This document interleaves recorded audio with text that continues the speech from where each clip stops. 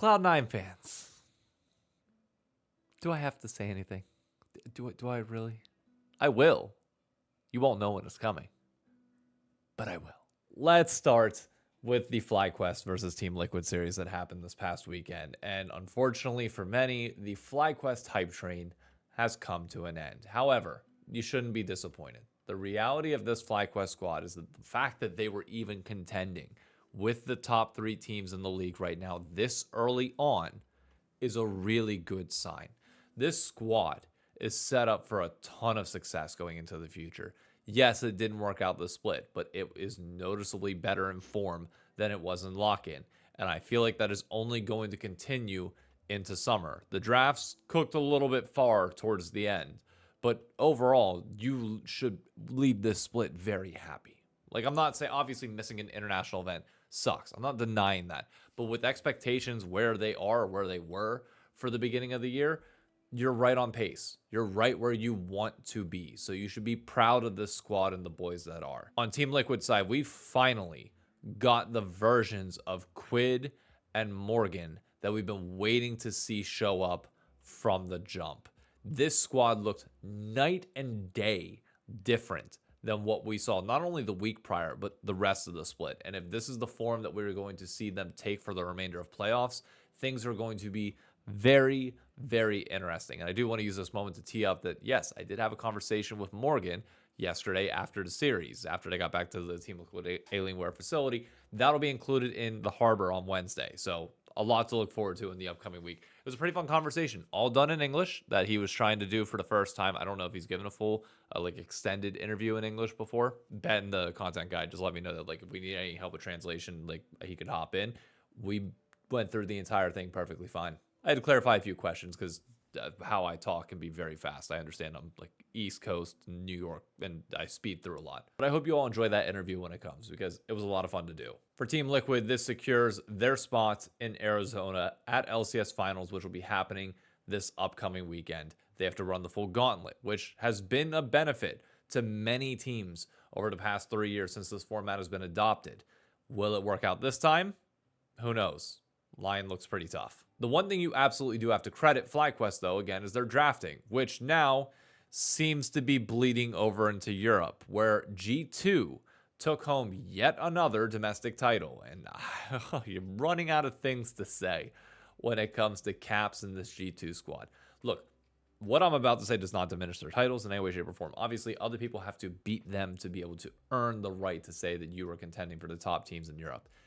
I just feel bad for the LEC broadcast because what do you even say going into summer and beyond? Yes, KC played them close, but how many times have we seen teams play G2 close and still never seal the deal? I mean, even back whenever G2 was making their 2019 run, they were playing Fnatic close at the time.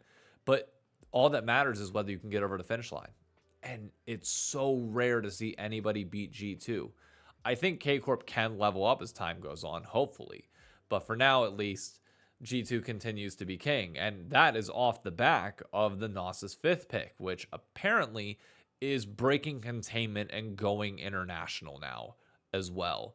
This is a pick that Griffin was kind of mocked for early on. It was like, oh, it's a specialty thing. And he probably will still be known as the guy that brought it out first internationally, at least to the amount that he wanted to. I think he brought it out in at least 2 different series, possibly more in the LCS.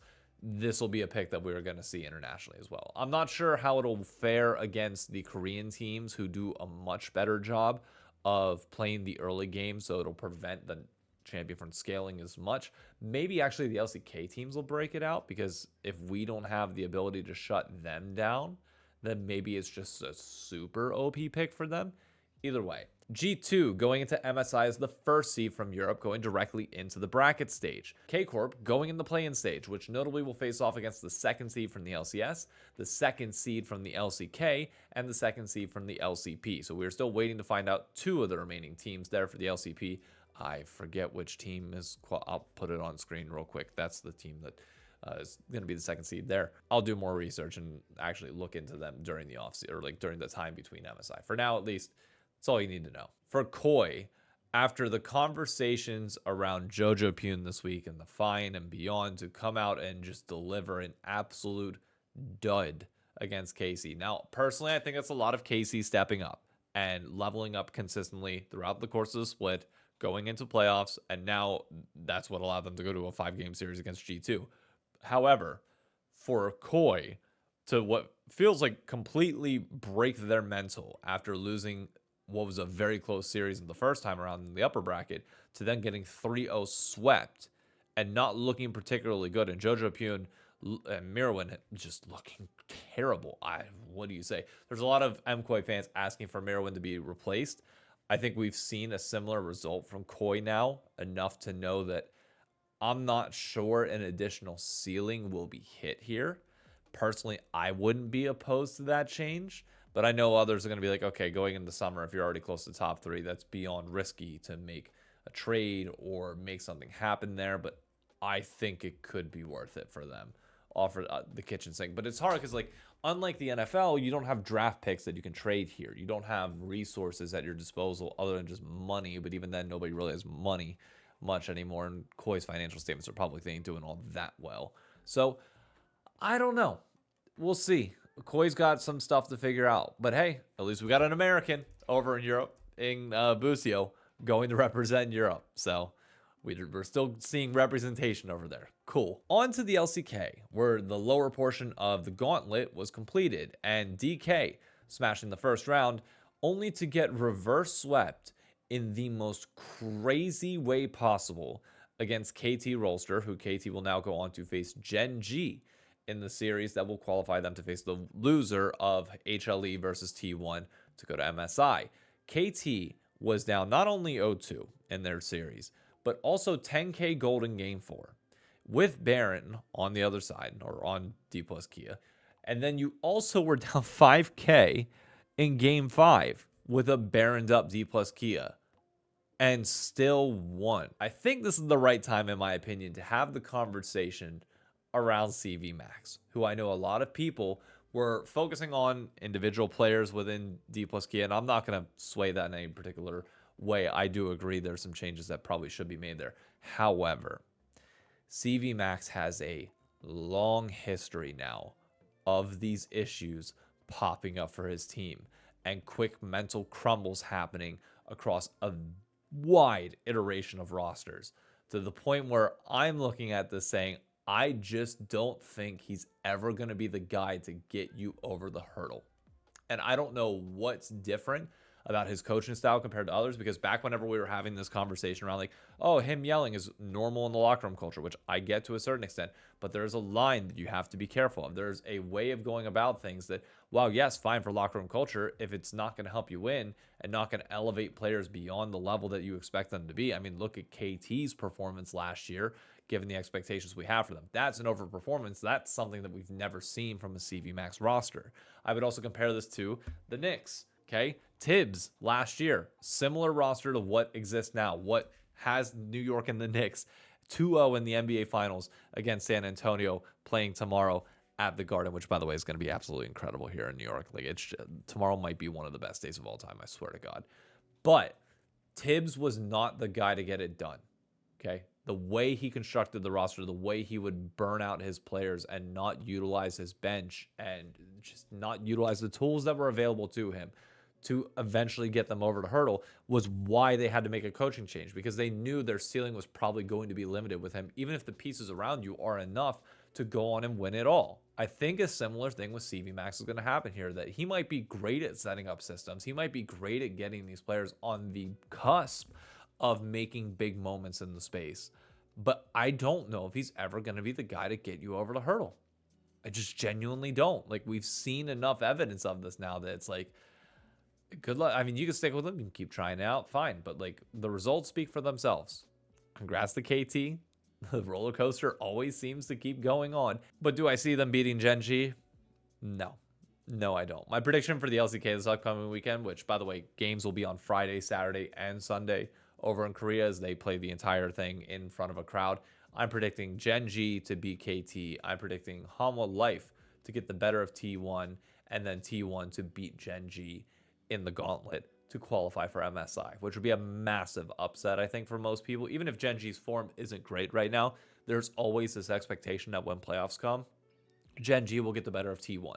So I think this would be a massive moment for T1 to finally get that monkey off their back, so to speak, at least on a domestic level. And maybe that'll open them up to getting a LCK title later in the year. Only time will tell. So let's see. I've talked on Flyquest versus Team Liquid. I've talked about the LEC. I've talked about the LCK. There's something that we have to discuss. C9 fans, are you scared yet? Are you terrified of what's to come? Because once again, you get in the position. You look good prior to this week. Yes, it went to 5 against Flyquest, but you know what? It's fine. You clutched it out. And then you come into this week against Lion with an international event on the line. And what did you do? You drafted Comfort in the first game. You thought you had it in the bag. You were scaling. Ziggs was allowed to get to late game, sent us there. Oh, it's all good. You got it. It's an easy win.